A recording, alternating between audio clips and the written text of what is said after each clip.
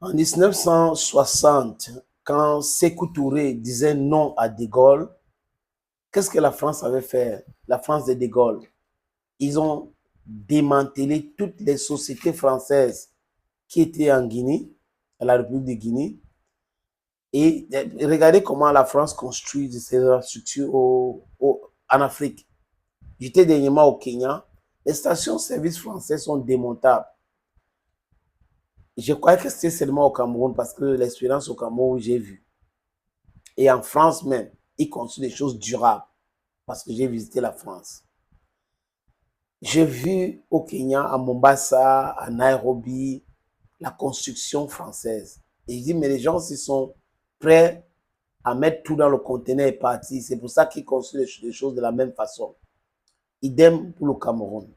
Allez visiter tout ce qui est français. Ils construisent même les bâtiments démontables.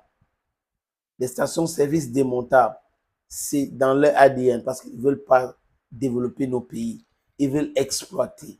Ils spolient. Ils sont en train de spolier nos pays. And that's exactly what they are doing. Quand Sékou Touré disait non à De Gaulle a dit, OK, on va détruire l'économie de la Guinée. On va vous mettre à genoux. Qu'est-ce que De Gaulle a fait? La Guinée a créé la monnaie. Sékou Touré a créé une monnaie guinéenne, franc guinéenne. Et on nous apprend dans l'histoire que De Gaulle avait fait imprimer les faux billets de francs guinéens et injecter dans l'économie. Si ce n'est pas le satanisme, si ce n'est pas le diable incarné, si c'est pas, on va décrire ça comment, les amis? Empruntez-moi les adjectifs qualificatifs. Il fonctionne comme ça avec la Guinée parce que la Guinée dit non. Quand la France disait non aux Américains et à la monnaie imposée, à l'air basse militaire, est-ce que les Américains ont fabriqué les faux billets pour détruire l'économie de la France? Que non. Donc, on voit des gens qui prêchent autre chose et qui prétendent être ce qu'ils ne sont pas. Il ne faut jamais oublier l'histoire.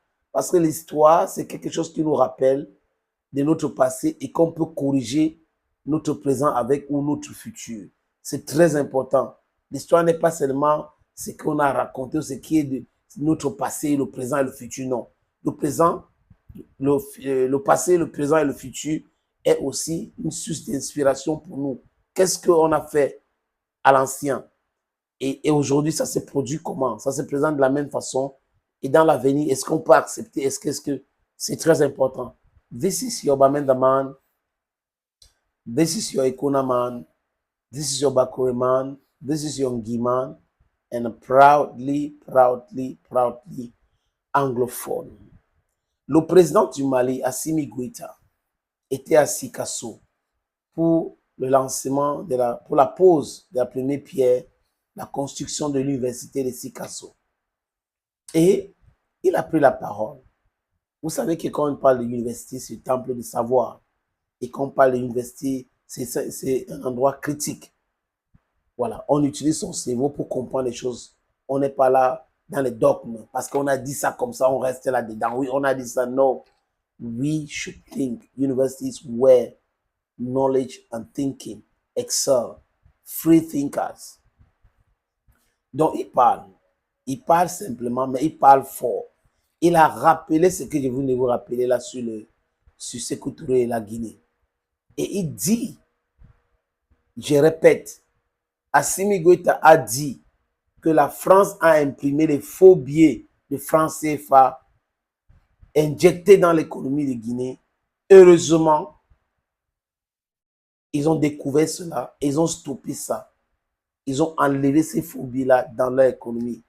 L'idée de la France, c'est quoi? C'est de montrer que les dirigeants maliens sont incapables, ils n'arrivent pas à bien travailler. Mais s'ils n'arrivent pas à bien travailler, laissez le peuple constater. Quels sont ces subterfuges-là? Impression de faux billets, envoyer tout ça là. Je vous avais dit ici que la France n'achète rien en Afrique. En Afrique francophone, la France n'achète rien.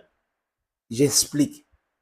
Comme c'est la France qui imprime les billets de banque, les francs CFA à Chamalières, cette même France, quand elle prétend acheter des choses chez nous, peut imprimer ses billets de banque ou imprime même ses billets de banque et acheter des choses avec. Donc la France n'achète rien.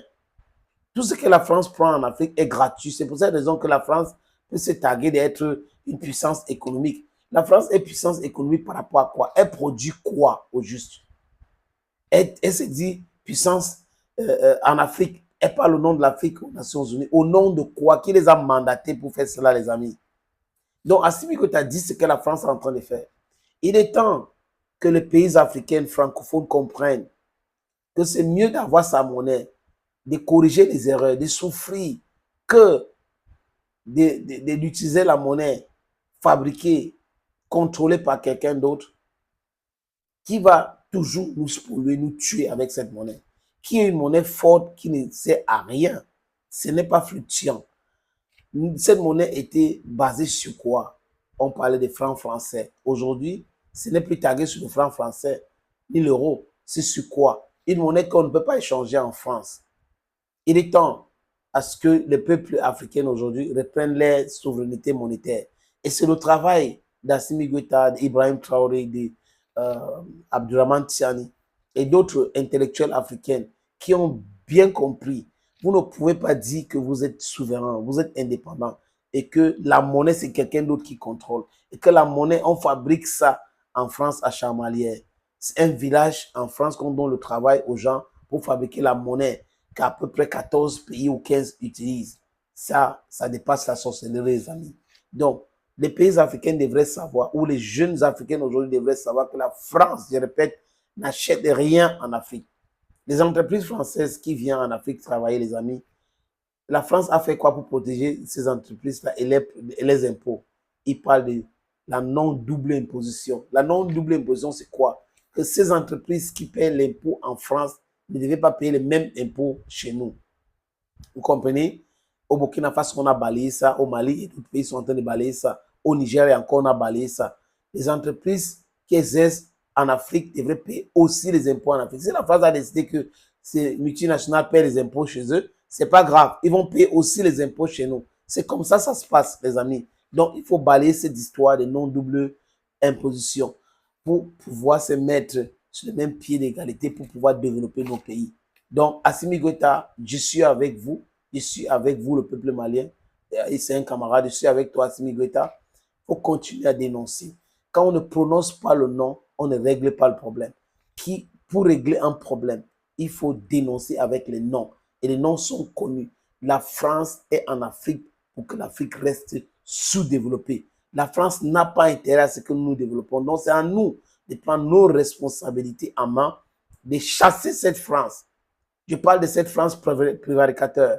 Je parle de cette France imprimeur de faux billets. Je parle de cette France vendeur d'illusions. Je parle de cette France qui encourage l'insécurité partout en Afrique, en République centrafricaine, en DRC, en RDC, je veux dire, DRC, that's the Democratic Republic of Congo, qui encourage partout, les terroristes sont partout, financés par ceux-là. Assimi Goïta, force et courage à toi. Force et courage au peuple malien. This is your Bamenda man. This is your Ikona man. And hey, did I forget something? The Bakure man. I'm proudly Ngimana, an Anglophone.